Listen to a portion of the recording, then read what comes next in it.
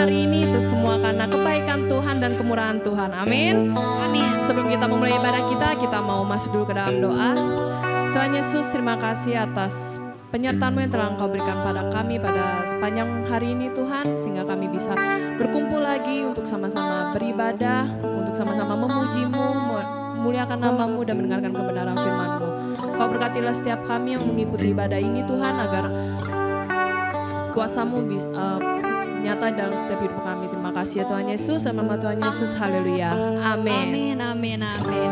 Haleluya, shalom semuanya. Shalom. Mari yuk, saya undang untuk semuanya kita bangkit berdiri, kita mau angkat pujian ini bersama-sama.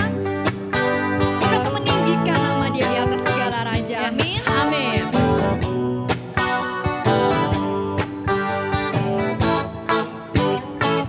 Tuhan kita yang memerintah, Dia Raja yang kuat dan perkasa. Bumilah tumpuan kakinya, kerajaannya takkan tergoncangkan. Tuhan kita perlindungan kekal, Dia sumber keselamatan. Tuhan kita ajaib, Tuhan kita heran, kuasanya tak berubah. Pegang firman Tuhan, pegang janji Tuhan, kuasanya dicurahkan bagi Tuhan kita ajaib, Tuhan kita heran, kuasanya tak berubah. Pegang firman Tuhan, pegang janji Tuhan, kuasanya dicurahkan bagi kita. Kuasanya dicurahkan bagi kita. Kuasanya dicurahkan bagi kita. Yes, haleluya. Kuasa Tuhan udah dicurahkan bagi kita. Yes. Dan hidup kita sekarang penuh dengan mukjizat. Amin. Amin, amin, Seluruh dunia ini amin. ada kuasa Tuhan itu sudah terbentang. Haleluya. Mari sama-sama kita naikkan pujian ini. Yes, haleluya. Sebelum dunia ini ada, Sebelum dunia ini ada, kuasa-Mu telah terbentang. Sepanjang sejarah manusia, tak ada yang sanggup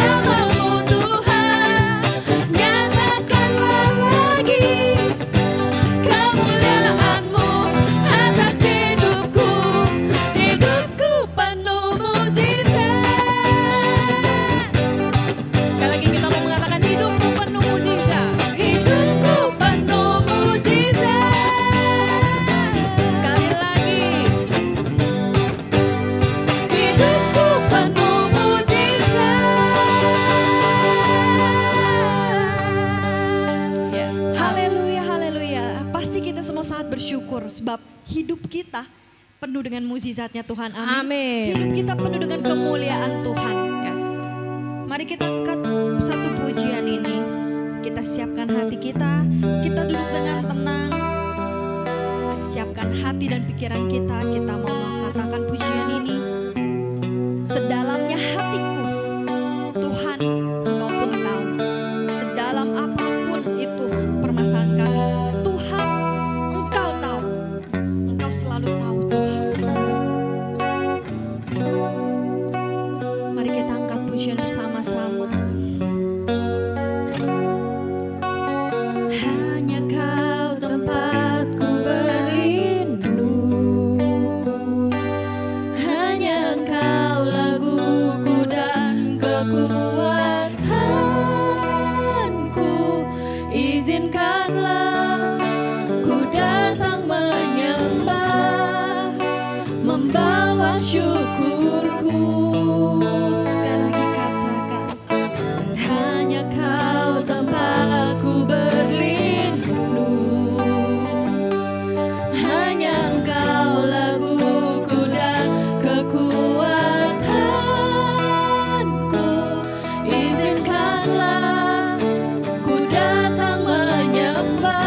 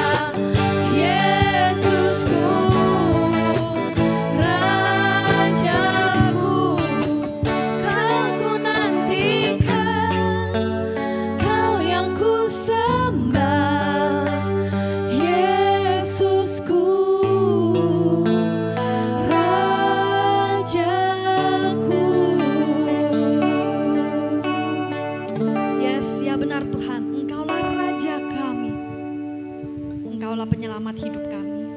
Sebentar kami akan mendengarkan firman-Mu Tuhan. Biarkanlah telinga kami dan hati kami siap untuk mendengarkan dengan baik Tuhan. Kami serahkan semua ke dalam tangan-Mu firman yang Engkau akan sampaikan kepada kami Tuhan. Haleluya. Amin. Dalam Bapak, Ibu, saudara-saudari di dalam Tuhan Yesus Kristus, tetap semangat, tetap bersukacita, tetap memuliakan nama Tuhan. Karena Dia sang terbaik, selalu menjaga kita, selalu memberikan kita dengan damai sejahtera. Kita masuk dalam doa. Terima kasih Tuhan Yesus Kristus yang baik, agung dan mulia. Kami datang hadirat-Mu pada pagi ini. Kami rindu, haus pada firman-Mu Tuhan. Kau berbicara kepada kami Tuhan. Supaya kami semakin mengenal-Mu semakin dalam, semakin mengerti pribadi-Mu semakin dalam, semakin mengerti tentang kehendak-Mu Tuhan. Roh Kudus selalu pimpin kami, kehidupan kami, supaya kami mampukan kami bisa melakukan sesuatu menyenangkan hati-Mu. Berkati kami semua yang ikut live streaming ini Tuhan. Di dalam nama Tuhan Yesus kami berdoa. Haleluya. Amin. Bapak Ibu, saudara-saudara yang dalam kasih Tuhan Yesus, tema pada pagi ini adalah berfokus pada Yesus. Saya ambil Ibrani pasal 3 ayat 1 dan 6. Sebab itu, hai saudara-saudara yang kudus, yang mendapat bagian dalam panggilan surgawi, pandanglah kepada rasul dan imam besar yang kita akui, yaitu Yesus. Yang setia kepada Dia telah menetapkannya sebagaimana Musa pun setia dalam segenap rumahnya. So ia dipandang layak mendapat kemuliaan lebih besar daripada Musa. Sama seperti ahli bangunan lebih dihormati daripada rumah yang dibangunnya. Sebab setiap rumah dibangun oleh seorang ahli bangunan, tetapi ahli bangunan segala sesuatu ialah Allah.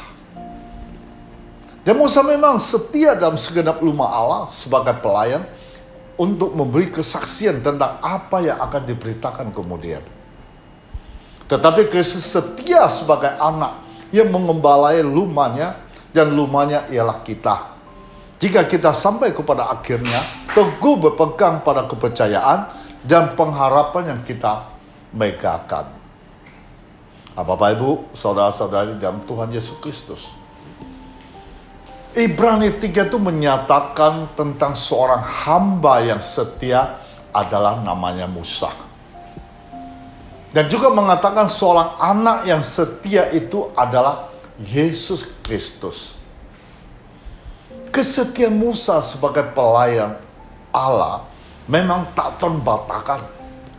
Tetapi Yesus Kristus harus menjadi satu-satunya fokus bagi orang percaya. Hai saudara-saudara yang dikatakan dalam ayat pertama, hai saudara-saudara yang kudus, pandanglah kepada Yesus. Ayat pertama ini dorong untuk mengeluarkan siapa saja sedang menghadapi pencobaan, karena Yesus sendiri telah pernah menderita karena pencobaan. Seperti Ibrani pasal 2 ayat 18 mengatakan, sebab karena ia sendiri telah menderita karena pencobaan, maka ia dapat menolong mereka yang dicobai. Jadi kesetiaan itu hanya bisa kita peroleh dengan mengikuti Yesus, anak Allah yang setia. Dengan kata lain, pandanglah Yesus berulang-ulang atau terus-menerus. Ketika kita memusatkan perhatian kepada Yesus, kita akan bertemu dengan anak Allah yang layak kita percayai, yang memberikan keberanian kepada kita untuk menjalani hidup sebagai umat dan anggota keluarganya. Melalui firman Tuhan yang tercantum dalam surat Ibrani ini, yang pasal 3 ayat 1 sampai 6, Rasul Paulus memberikan didikan, ajaran, nasihat yang sungguh sangat dahsyat dan luar biasa. Rasul Paulus juga menyatakan kepada saudara-saudara yang kudus, mereka mendapat bagian dalam panggilan surgawi, bahwa mereka hendaknya memandang kepada iman besar yang kita akui, yaitu Yesus. Yesus Kristus memiliki kemuliaan yang lebih besar daripada Musa. Bahkan ahli bangunan lebih dihormati daripada rumah yang dibangunnya. Maka demikianlah Yesus lebih dihormati, karena Yesus adalah ahli bangunan yang maha agung. Yesus adalah arsitek yang maha agung. Arsitek dari segala sesuatu ialah Yesus. Secara garis besar, perikop ini menuturkan hal-hal sebagai berikut. Ayat pertama menyuruh kita pandanglah kepada rasul dan iman besar yang kita akui, yaitu Yesus. Ayat kedua memberitahukan kepada kita setia kepada Yesus yang telah menetapkannya. Yang ketiga, ayat ketiga menyadarkan kita bahwa Yesus dipandang layak mendapat kemuliaan yang lebih besar. Ayat keempat menyatakan kita harus mengetahui bahwa Yesus adalah arsitek yang maha agung. Arsitek segala sesuatu ialah Yesus. Yang kelima menyatakan Musa memang setia dalam segenap rumah Tuhan. Nah, ayat ke-6 memang Yesus Kristus setia sebagai anak mengembalai rumahnya. Nah, jadi Bapak Ibu Saudari kasih Tuhan, orang Kristen yang telah membuat suatu pengakuan iman mereka kepada Yesus Kristus harus mempertahankannya dari segala situasi dan godaan. Apakah itu ketenaran, kekayaan, atau kekuasaan. Nah, sekarang hingga kapanpun kita harus berpegang teguh kepada pengakuan tersebut. Seperti dikatakan di Ibrani pasal 4 ayat 14, harus pegang teguh. Nah, sini mengatakan, karena kita sekarang mempunyai imam yang besar agung, telah melintasi semua langit, yaitu Yesus, anak Allah. Baiklah kita teguh berpegang pada pengakuan iman kita. Nah, ayat ini memberitahukan kepada kita mempunyai iman besar agung melintasi semua langit. Nah, seperti juga Ibrani 10 ayat 23 mengatakan, marilah kita teguh berpegang pada pengakuan tentang pengharapan kita, sebab Ia menjanjikannya setia. Nah, jadi orang Kristen tidak akan mudah terpengaruh dengan provokasi, ujaran-ujaran kebencian, sikap-sikap yang merendahkan kepada mereka. Karena sudah sejak awal para penulis Alkitab dan para rasul telah membekali dengan ajaran-ajaran yang menyejukkan, yang lebih diandalkan kepada akal sehat dan sikap iman yang benar. Bapak Ibu, saudara-saudari di dalam Tuhan Yesus Kristus, kita sebagai orang Kristen dipanggil oleh Allah. Coba kita pikirkan sedalam-dalamnya hal ini. Yesus diutus oleh Allah untuk menjadi imam agung bagi kepercayaan yang kita anut. Yesus setia kepada Allah, sudah memilih Dia untuk tugas itu. Sebagaimana Musa pun setia melakukan tugasnya di rumah Allah. Jadi orang yang membina sebuah rumah mendapat kehormatan yang lebih besar daripada rumah itu sendiri. Demikian juga Yesus layak mendapat kemuliaan yang jauh lebih besar daripada Musa. Memang tiap-tiap rumah dibina oleh seseorang, tetapi Yesus membina segala sesuatu. Musa setia sebagai hamba di dalam rumah Allah. Musa berucap tentang hal-hal yang akan difirmankan oleh Allah pada saat berhadapan. Tetapi Kristus setia sebagai anak yang bertanggung jawab terhadap rumah Allah. Kitalah rumah Allah. Sekiranya kita tetap semangat dan tetap yakin untuk mendapatkan apa yang kita harapkan. percaya dan yakin kita pasti sebagai pemenang. Seperti kabut seling kita jumpai di daerah pendataran tinggi, misalnya di gunung. Kabut sering dimaknai negatif. Mengapa? Karena ketika kabut turun, pandangan akan terhalang. Jarak pandang biasanya bisa mencapai ratusan meter, mungkin berkurang hingga hanya 1-2 meter karena terhalang oleh kabut. Kabut seringkali juga menjadi penyebab kecelakaan. Misalnya mobil jatuh keleleng atau menabrak tepi gunung atau pohon karena pengemudi tidak dapat melihat jalan dengan jelas. Nah, saya juga pernah membaca media ada seorang berkesempatan untuk naik gunung bersalju dan bermain ski di daerah gunung tersebut. Di hari pertama sampai hari ketiga di gunung tersebut, cuaca sangat cerah. Sehingga permainan ski dapat dilakukan dengan sangat lancar dan menyenangkan. Nah, hari ketiga tersebut, seorang itu hanya mengitari tempat yang sama dan dikategorikan sebagai rute pemula. Pada hari keempat, seorang itu sudah cukup mahir bermain ski. Lalu dia mulai mencoba rute yang lebih sulit dari rute sebelumnya karena harus melewati lembah. Nah, dia tertantang dan akhirnya pada hari keempat dia melewati rute tersebut. Pada pencobaan pertama dia berhasil tanpa jatuh.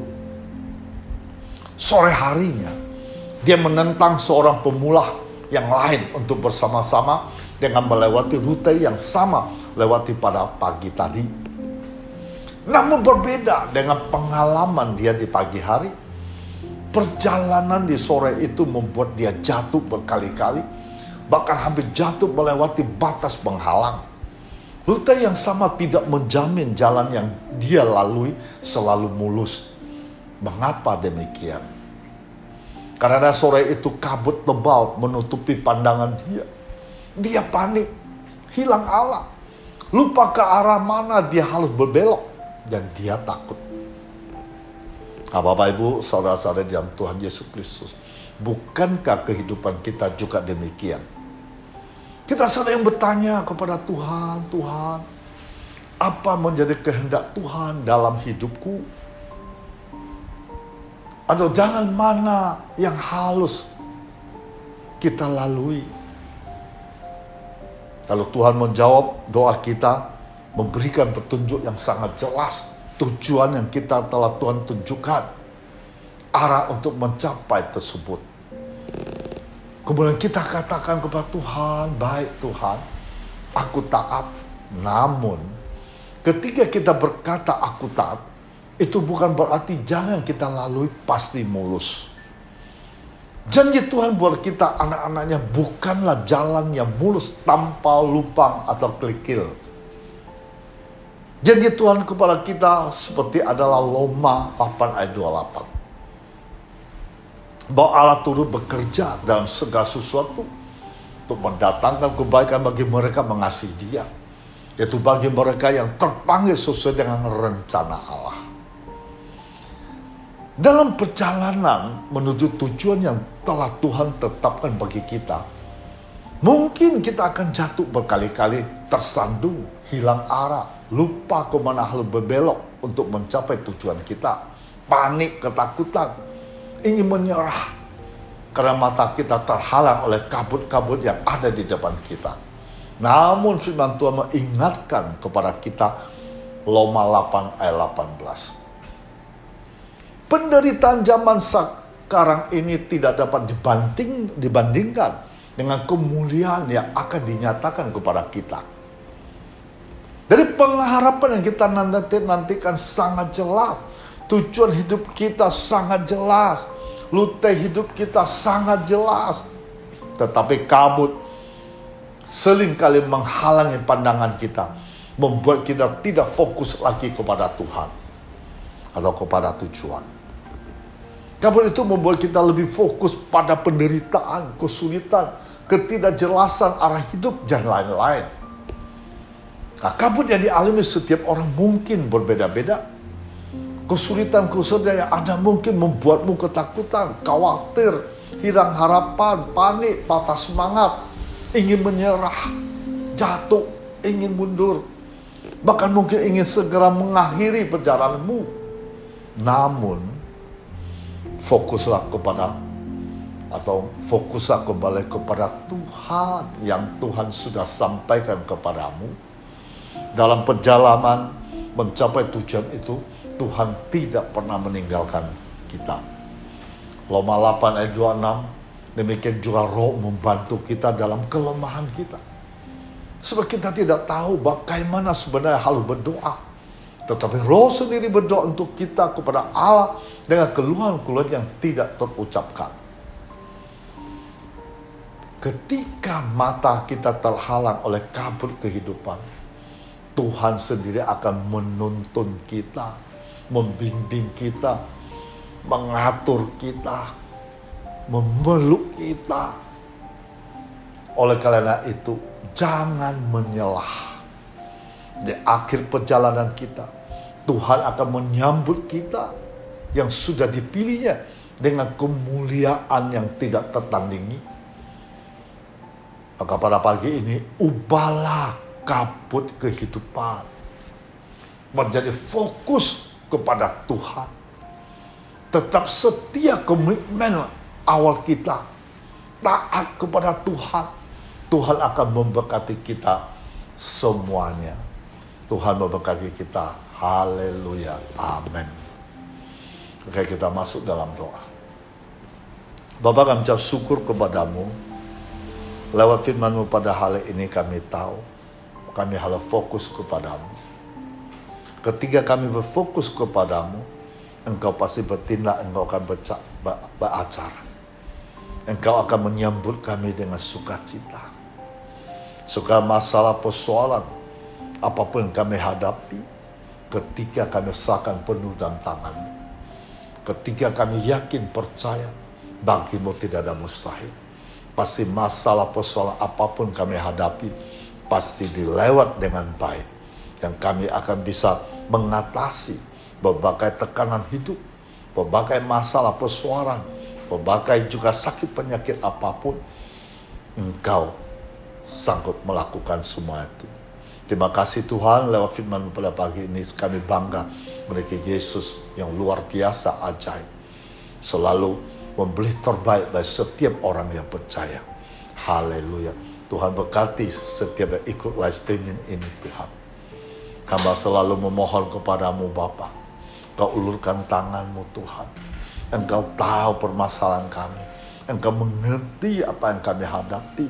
Engkau tahu yang live streaming ini, siapa yang sungguh, siapa berseru nama-Mu, siapa mencari Engkau, mencari wajah-Mu. Engkau ulurkan tangan-Mu Tuhan. Engkau menjamah satu persatu.